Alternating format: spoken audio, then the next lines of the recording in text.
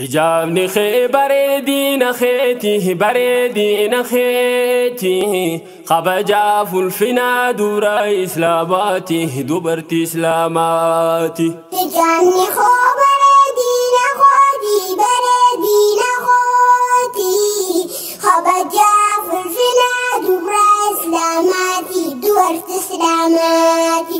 Bareedinni hijaaba maletti fokkina sun fena shaytaanaati.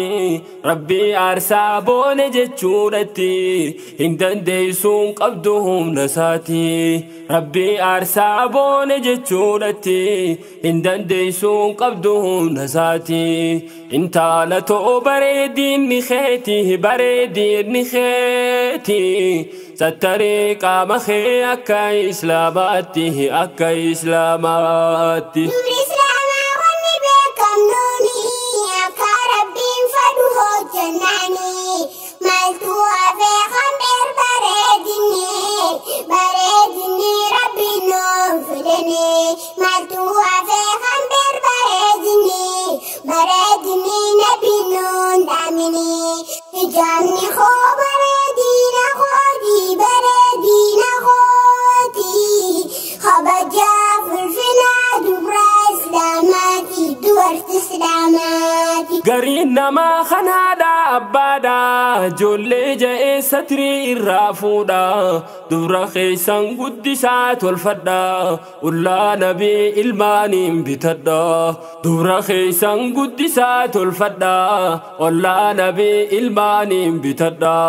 Hijaabni kee bareedina keetii bareedina keetii kabajaaf ulfina dura islaamaati dubartii islaamaati. Hijaabni koo bareedina keetii bareedina keetii kabajaaf ulfina dura islaamaati dubartii islaamaati. Hoggaan deemuu karaa barumsaati ergaa deemuu karaa dukkanaati owwaa ta'uuf yeroo qabbanaati firaan baasuu an hijaaba kooti.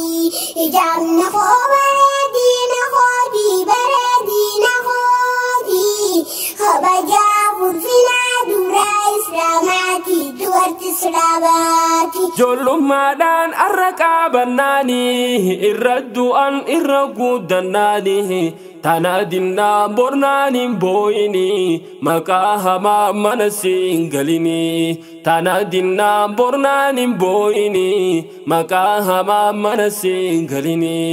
Hijaabni kee bareedina keetii bareedina keetii kabajaaf ulfina dura islaamaati dubartii islaamaati. Kabajaaf ulfina dura islaamaati dubartii islaamaati. Babaaf mamaan galmayaa hijaabni waliin kannaa dhalootaan dhaloonni sattaarachuun dirqama baddiini dirqama diin kan himee quraanni. Hijaabni koo bareedina keetii bareedina keetii kabajaaf ulfina dura islaamaati dubartii islaamaati. Bareedinni hijaaba maletti fokkina sun fena shaytaanaati. Rabbi aarsaa boone jechuudhatti hin dandeessuun qabdu humna isaati. Rabbi aarsaa boone jechuudhatti hin dandeessuun qabdu humna isaati. Intala too bareedinni keetii bareedinni keetii sattare qaama kee akka islaamaatti akka islaamaatti.